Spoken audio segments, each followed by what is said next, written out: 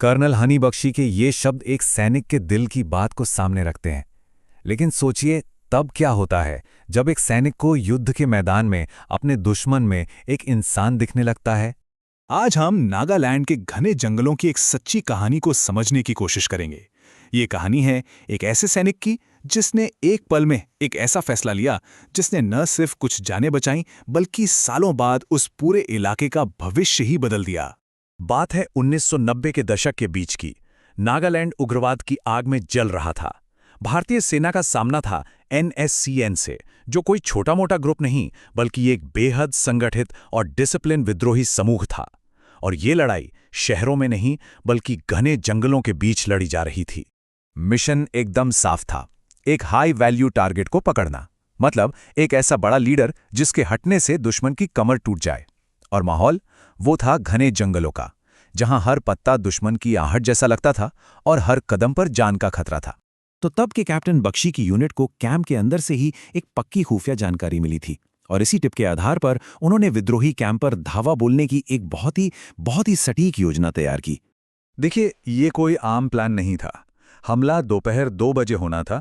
ये वो समय था जब NSCN को हमले की बिल्कुल भी उम्मीद नहीं होती। आइडिया ये था कि 3 तरफ से एक साथ हमला करके उन्हें पूरी तरह से चौंका दिया जाए। लेकिन जैसा हमेशा होता है, सब कुछ प्लान के मुताबिक नहीं हुआ। कैंप से कोई 200 गज बाहर 3 विद्रोही एक मचान बना रहे थे। उन्होंने आगे बढ़ते सैनिकों को देख लिया और गोलीबारी शुरू कर दी। पूरा कैंप अलर्ट हो गया। सरप्राइज अटैक का मौका तो अब हाथ से जा चुका था। फिर भी कैप्टन बख्शी ने एक बड़ा फैसला लिया कि वो कैंप में घुसेंगे। मकसद अब ये था कि कम से कम विद्रोहियों के राशन पानी को ही नष्ट कर दिया जाए। और इसी हिम्मत वाले फैसले की वजह से उन्हें वहां बंधक बनाए गए 2 व्यापारी भी मिले। लेकिन कहानी अभी खत्म नहीं हुई थी। असल में सोर्स ने सिर्फ कैंप के बारे में नहीं बताया था, बल्कि एक खास घर के बारे में भी बताया था जहां एक टॉप लीडर रुका हुआ था। जब कैप्टन बख्शी दरवाजा तोड़कर उस घर में घुसे तो उन्होंने टारगेट को उसकी गर्भवती पत्नी के साथ पाया। वो औरत सदमे में थी और ठीक उसी एक पल में एक सैनिक का मिशन और एक इंसान की आत्मा आमने सामने आकर खड़े हो गए। जरा सोचिए, एक तरफ मिशन की कामयाबी है और दूसरी तरफ एक औरत और उसके अजन्मे बच्चे की जान। क्या फैसला लेना चाहिए? कैप्टन बख्शी ने एक ऐसा फैसला लिया जो शायद ही किसी ने सुना हो।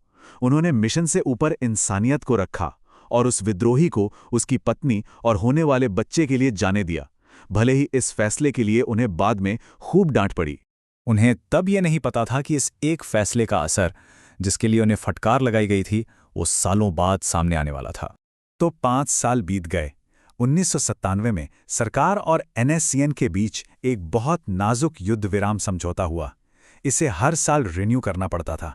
लेकिन साल 2000 आते आते शांति की ये उम्मीद एक बहुत ही छोटी सी बात पर आकर टूटने वाली थी।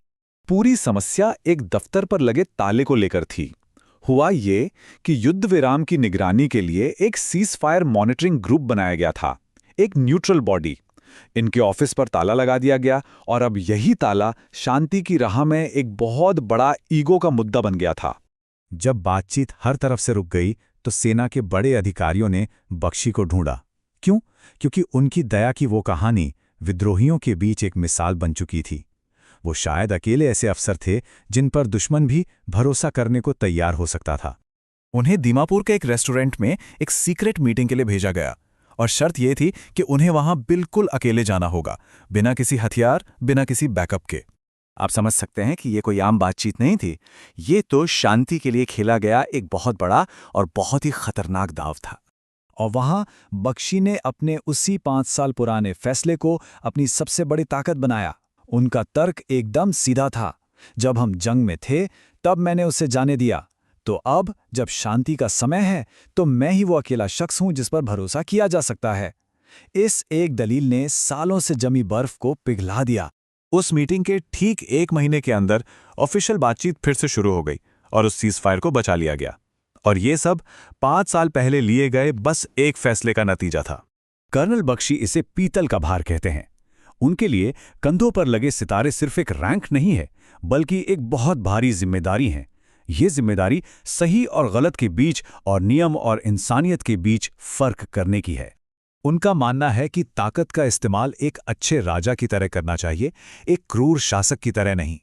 जहां गोली चलाना जरूरी है, वहां वो चलेगी, लेकिन जहां एक परिवार को बचाने का जरा सा भी मौका है, उसे हाथ से जाने नहीं देना चाहिए। कर्नल बख्शी की कहानी हम सबके सामने एक गहरा सवाल छोड़ जाती है।